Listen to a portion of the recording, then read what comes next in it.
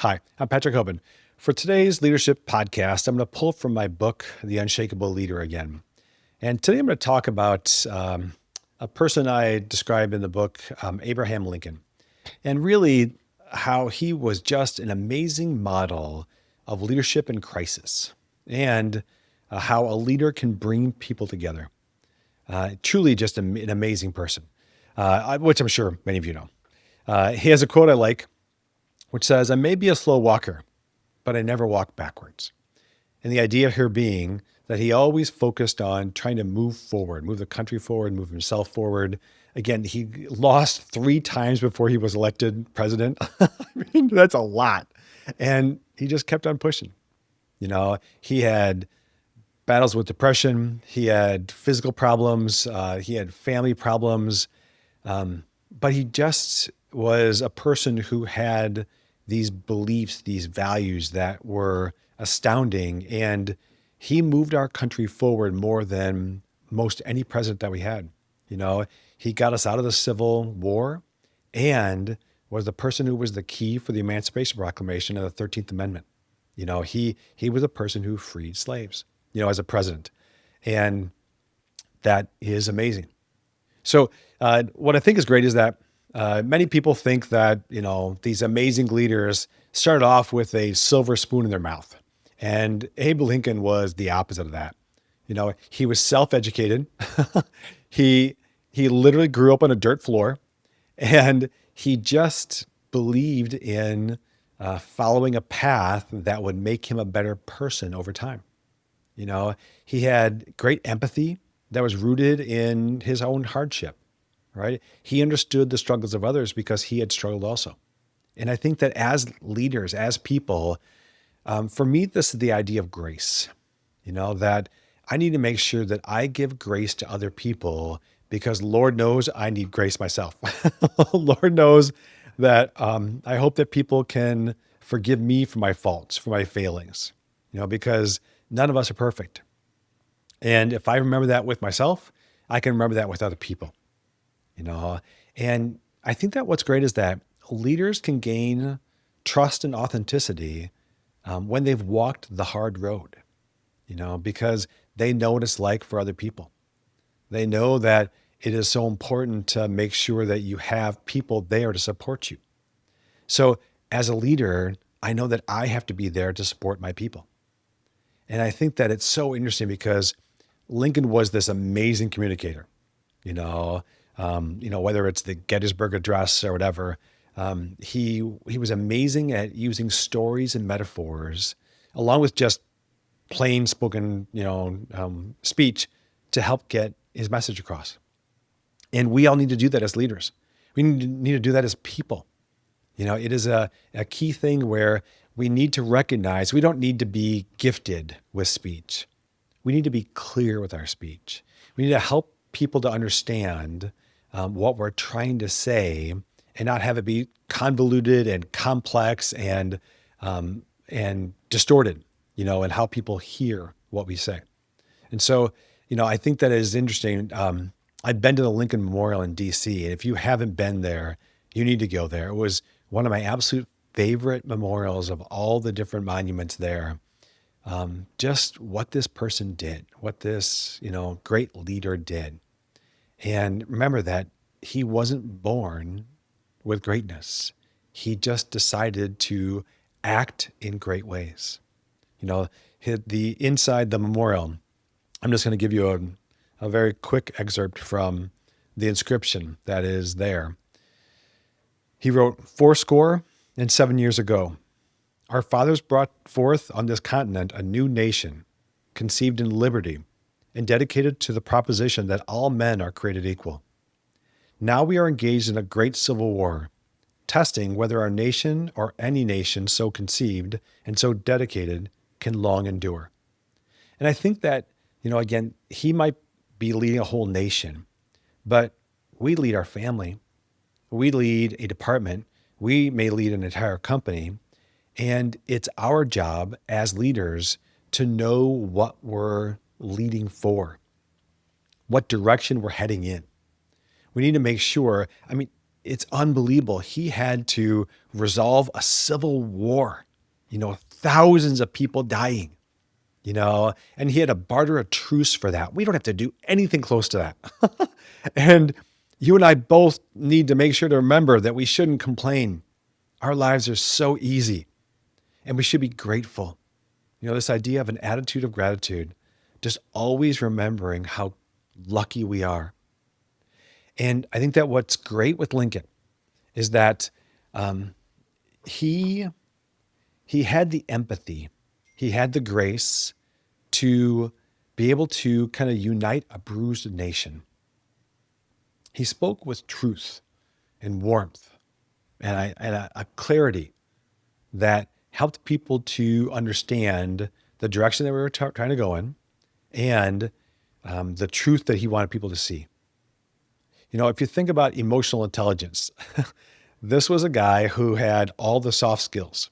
And these soft skills can be the difference between failure and success for so many people. He was not a weak leader. He was an amazingly strong leader. And he had the emotional radar to connect and influence people. And that's a big deal. To be able to kind of sense from people, what do you need from me? What can I use as your strengths along with another person's strengths to create success? And I think that's great because, from doing the research, he freed the enslaved, not for looking good, but just based on principle. All right. He made the hard decisions, even when he had people screaming at him. Obviously he was killed. I mean, he made the hardest decisions that many other people were not willing or able to make.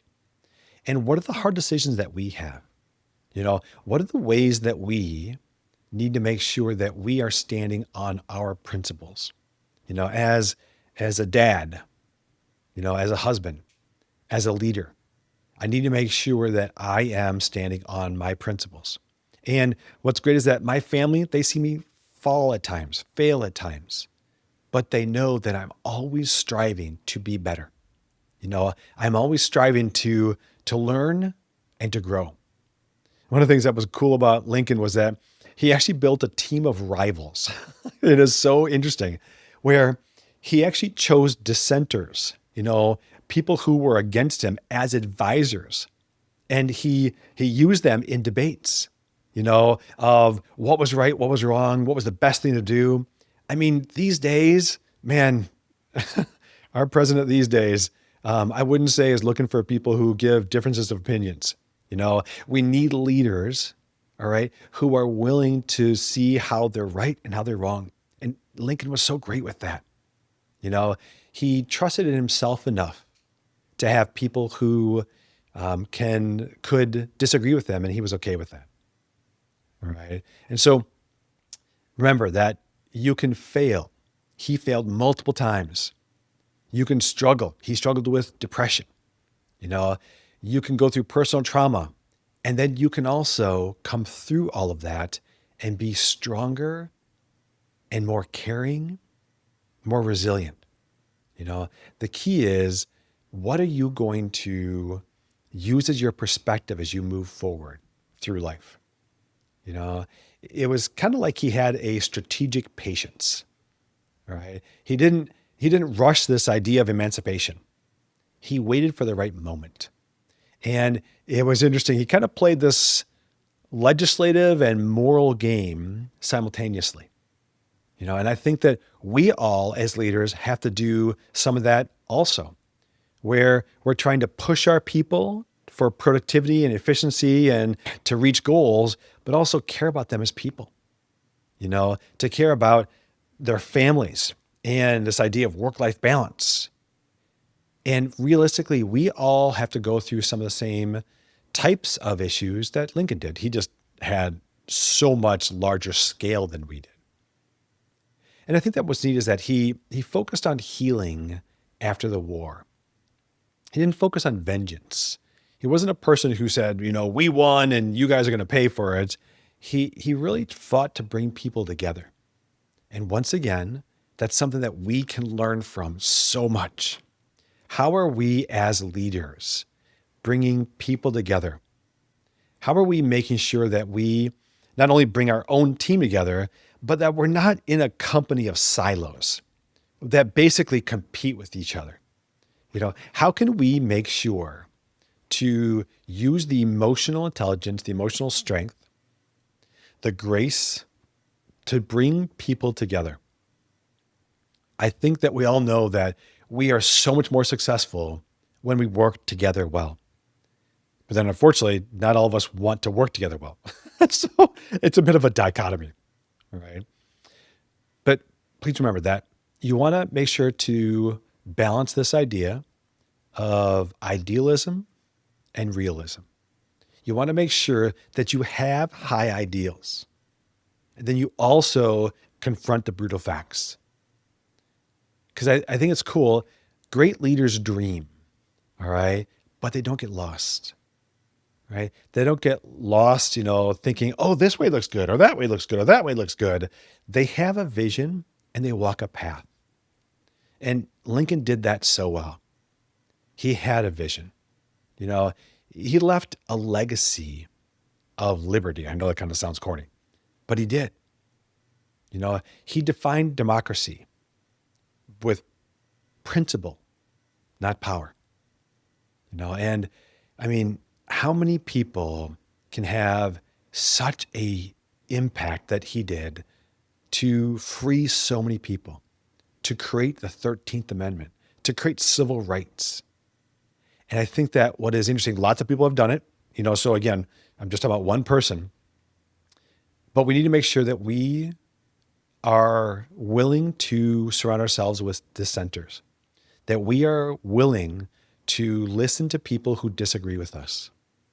We need to make sure that we have principles that we are willing to fight for, that we have a plan, that we have a strategy of how we're going to reach our goals. And make sure that you balance your principles, your idealism, with being pragmatic. As a leader, we can use people like Abraham Lincoln as such a great role model for how we can be better across the board. If you ever in the future want any help with one-on-one coaching or group coaching, or if you want to attend my 6-session leadership program called Learn, Grow, Lead, feel free to click on our or go to the website and kind of look at our information. I'd be happy to help you to grow as a person, as a leader in any way that I can. Thank you and take care.